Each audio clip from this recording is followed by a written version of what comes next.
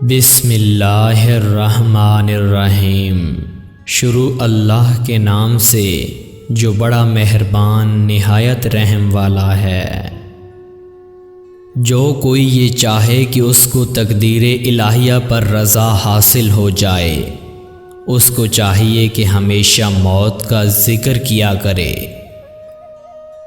تم دنیا کے پیچھے دوڑ رہے ہو تاکہ وہ تمہیں کچھ دے دے، اور دنیا اولائے اللہ کے پیچھے دوڑ رہی ہے تاکہ وہ کچھ ان کو دے دے۔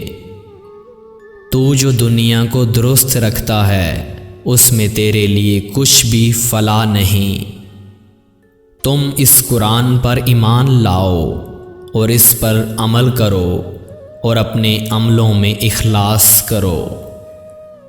تو اس بات کی کوشش کر کہ تو کسی کو ایذا نہ دے اور تیری نیت ہر ایک کے لیے نیک رہے۔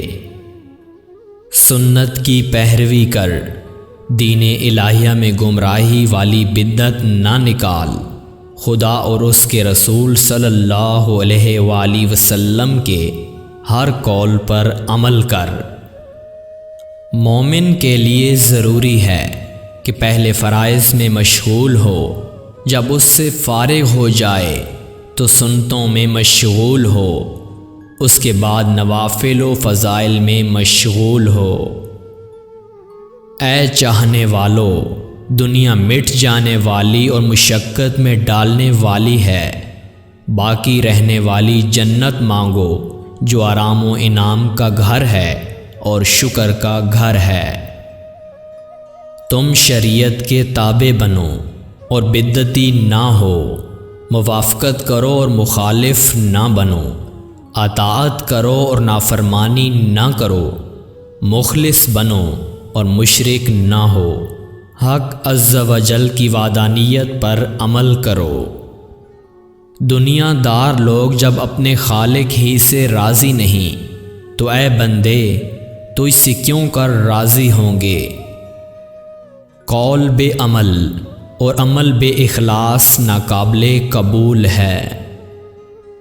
میرا مرید چاہے کتنا ہی گنہگار ہو، وہ اس وقت تک نہیں مرے گا جب تک توبہ نہ کر لے۔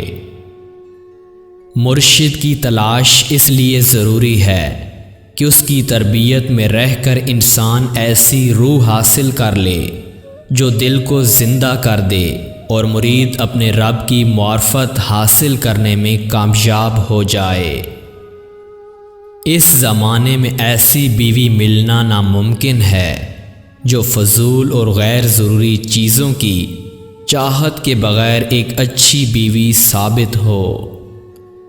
جس شخص کو اپنے نفس کو درست کرنے کی ضرورت ہو، اس کو چاہیے کہ نفس کو سکوت اور حسن ادب کی لگام دے اور نفس کو تقوی کی زرہ پہنائے کہ یہی اس کے مطمئنہ بنے اور اللہ تعالیٰ تک پہنچنے کا ذریعہ ہے۔